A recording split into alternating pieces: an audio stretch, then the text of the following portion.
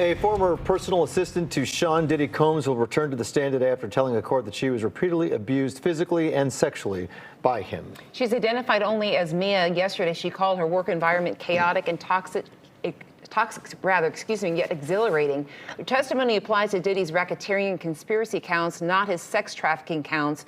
Combs faces life in prison if he is convicted. Joining us now to discuss his legal analyst, Reva Martin. Good morning, Reva. Good morning, Laura and Dan. So, Reva, tell us what we learned from Mia so far.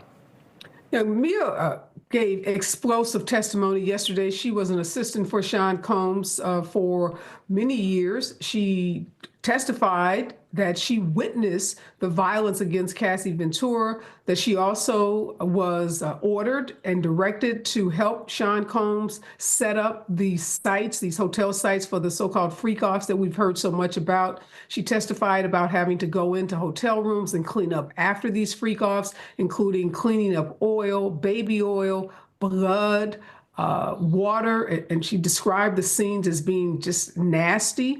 She talked about physical abuse that she suffered at the hands of Sean Combs, including being raped on multiple occasions by him. So she was a really important witness for the prosecution in that she buttressed and corroborated much of the testimony that we heard from Cassie Ventura, as well as some of the testimony we heard from the stylist, Deontay Nash. So a very important witness for the prosecution as they continue to try to build their case for racketeering, sex trafficking, conspiracy, and transportation of sex workers across state lines.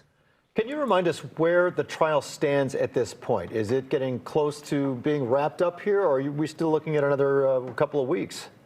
Well, what we know, Dan, is that the trial judge has been pretty adamant about this trial going to the jury before or on around the 4th of July. So we are ending the month of May. The prosecution probably has at least a couple of more weeks left in terms of the presentation of its case, at which point then the defense would begin its case. So the defense could start as early as the first or second week of June. And from all accounts, we are still on track to have this case to the jury by the 4th of July. Reva, I think when some people hear the testimony of Mia, they think, okay, well, this sounds like, also such an abusive relationship, too, in terms of, sex trafficking and also potentially some other charges that might come to mind as well. How does this relate to the racketeering charges?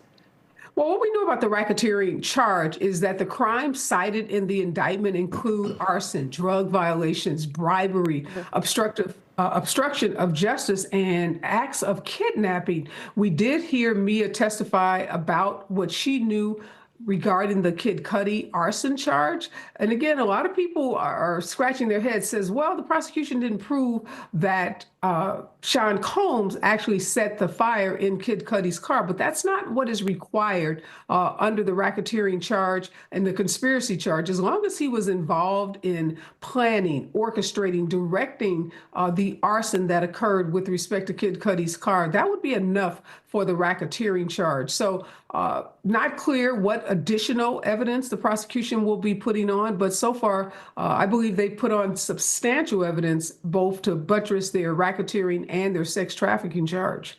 Reva, we appreciate your insight. Thanks so much for joining us. Thanks, Reva. Thank you.